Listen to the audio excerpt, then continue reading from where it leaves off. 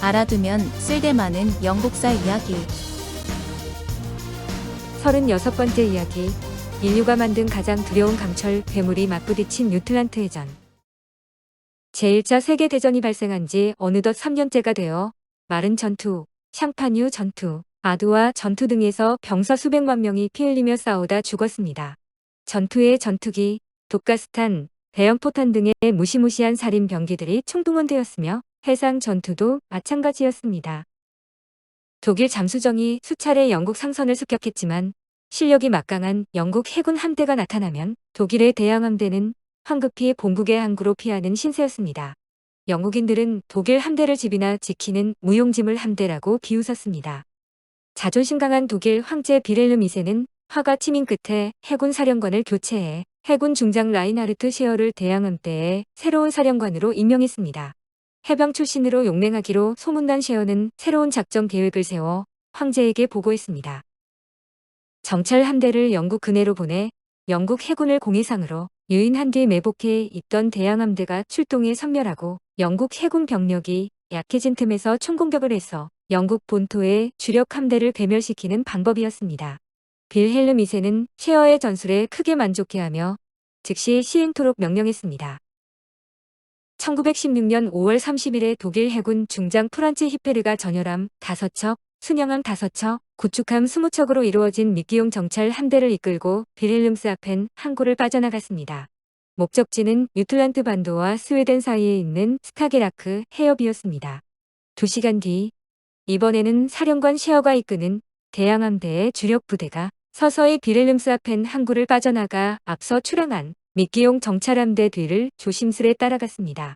항해하는 도중에 정찰 함대를 이끄는 프란츠 히페르는 소시로 무선 전보를 이용하여 명령을 내렸습니다. 혹시라도 영국 함대가 자신들의 정찰 함대를 발견하지 못할 경우 낚시 전술이 실패로 돌아갈까봐 일부러 들으라는 듯이 무선 전보를 이용한 것입니다. 사실 히페르의 걱정은 기우에 지나지 않았는데 영국은 독일군 암호 책자를 가지고 있었습니다. 영국은 독일군이 5월 30일의 작전을 위해 전 함대의 준비태세 명령을 내리는 무선 암호 교신을 포착하여 계획을 훤히 꿰뚫고 있었던 것입니다. 5월 30일 정오 12시 독일 해군이 출격한다는 정보가 영국 함대사령관 존 젤리코에게 보고되었습니다. 존 젤리코는 휘하의 해군 중장 데이비드 비티와 함께 독일군과 비슷한 유인 작전 계획을 세웠습니다. 베티 중장이 정찰 함대를 이끌고 독일 함대의 공격을 퍼부은 뒤 후퇴하는 척 기만 전술을 펼치는 것이었습니다. 그 뒤를 독일 함대가 뒤쫓아오면 젤리코 사령관이 이끄는 함대의 주력 부대가 측면 공격을 가해 독일 함대를 괴멸하는 작전이었습니다. 5월 30일 저녁에 비티 중장은 전열함 4척과 순양함 6척, 구축함 27척으로 이루어진 정찰 함대를 이끌고 항구를 빠져나갔습니다.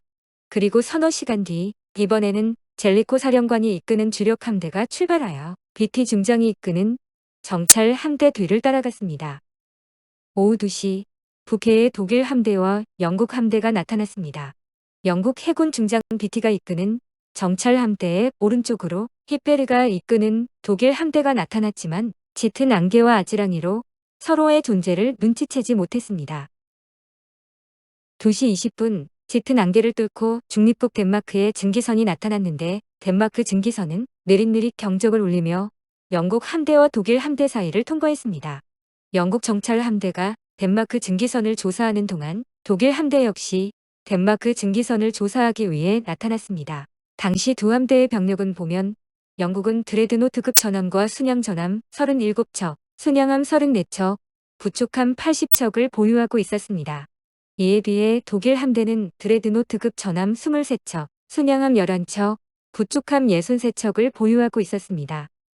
영국과 독일의 주력 전함인 드레드노트급 전함은 어떤 배였을까요? 1906년에 영국 해군은 750만 파운드를 들여 거함 드레드노트를 건조했습니다. 드레드노트는 바다의 초소라고 불릴 만큼 거대한 군함으로 길이 160.3m, 너비 25m의 배수량은 21,845톤에 달했습니다.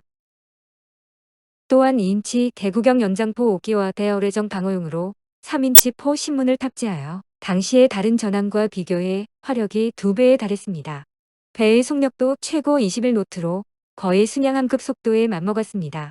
배 위에 탑재한 대포의 위치도 매우 절묘해서 어느 방향에서 적군이 습격해도 자유자재로 활기의 주력 대포를 발사할 수 있도록 설치했습니다. 4초마다 8발의 대포를 적군을 향해 발사할 수 있을 만큼 기동성이 매우 뛰어났습니다. 이런 압도적 성능을 갖춘 드레드노트의 탄생은 세계 각국에 커다란 충격을 주었습니다. 일시에 각국의 기존 전함을 구식으로 만들어버린 것입니다. 이후 세계 각국은 경쟁이라도 하듯 앞다투어 드레드노트급 혹은 슈퍼 드레드노트급 전함을 건조하기 시작했습니다. 더불어 드레드노트는 해군 기량의 상징이 되었습니다. 유틀란트 해전에서도 드레드노트급 전함은 독일 함대와 영국 함대의 주력 무기로 그 면모를 과시했습니다. 영국 비티 중장과 독일의 히페르 중장은 거의 동시에 공격 보고를 받았습니다. 히페르 중장은 독일 주력 함대가 대기하는 동남쪽으로 퇴각할 것을 명령했습니다. 이에 영국 비티 중장은 애초 독일 함대를 유인하기로 했던 임무를 새까맣게 잊은 채 전속력으로 독일 함대를 추격했습니다. 두 정찰 함대가 숨바꼭질이라도 하듯 추격전을 벌이는 동안 양측의 주력 함대도 자국의 정찰 함대를 바짝 뒤쫓았습니다. 오후 3시 48분 영국 함대와 독일 함대 간의 교전이 시작됐습니다. 영국 함대는 기상 상태가 나쁜 데다 연기와 포연으로 가시성이 나빴어 포격에 어려움을 겪었으며 독일 전함들과의 거리를 측정하기도 어려웠습니다. 반면에 독일 함대는 우수한 가시성을 무기로 영국 전함 라이언호, 타이거호, 퀸 메리호의 명중탄을 발사했습니다. 오후 4시 독일 함대의 한포 사격이 가해지면서 라이언호는 승무원 수십 명이 즉사했으며 탄약고가 터질 위험에 직면했습니다. 해병대 출신 한포 지휘관 프랜시스 하비소령은 치명상을 입었으면서도 온몸을 던져 탄약고에 문을 닫았습니다. 4시 28분 독일군의 포탄이 재차 명중하면서 탄약고 주위의 모든 승무원이 사망했지만 탄약고 문을 닫아둔 덕에 대참사를 피할 수 있었습니다. 전투가 끝난 뒤 하비소령은 영국 군인의 최고 영예인 빅토리아 십자훈장을 받았습니다.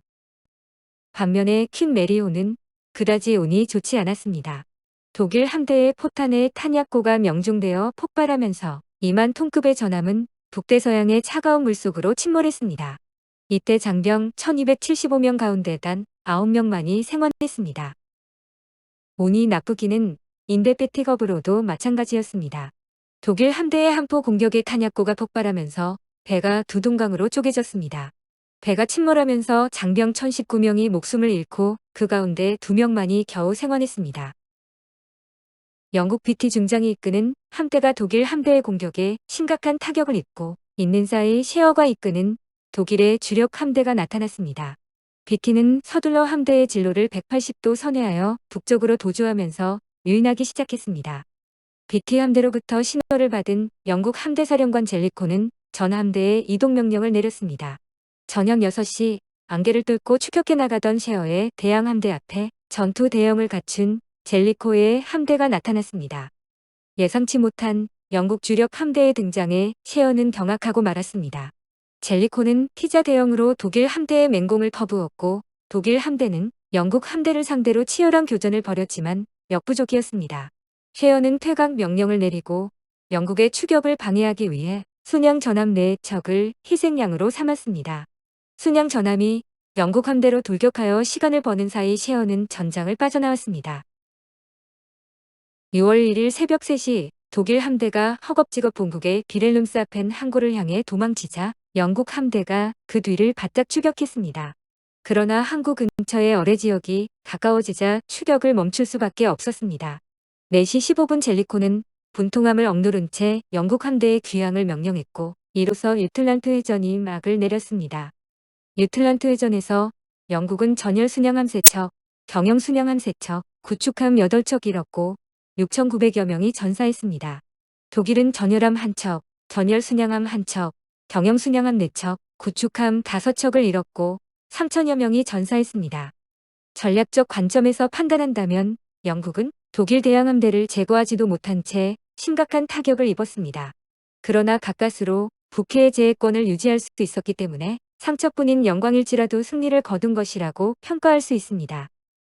그래서 미국 타임스는 유틀란트 해전을 가리켜 독일 대양함대는 감옥의 간수에게 맹렬한 공격을 퍼부었지만 감옥 신세를 면하지 못했다고 논평했습니다.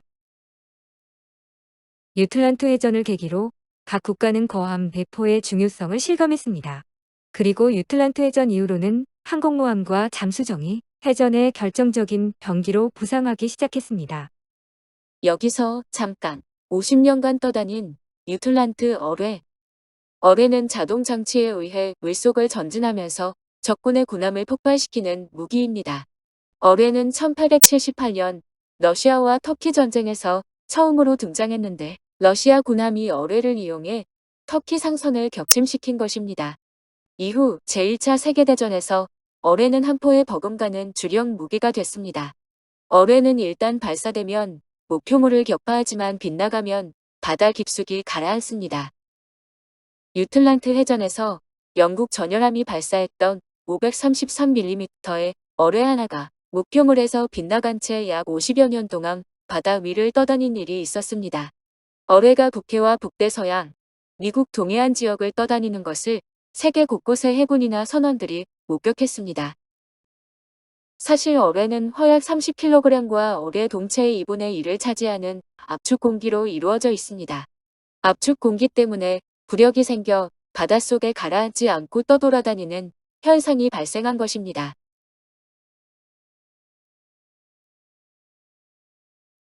37번째 이야기. 송강 전투와 최초의 탱크 마크 1으로 이어집니다.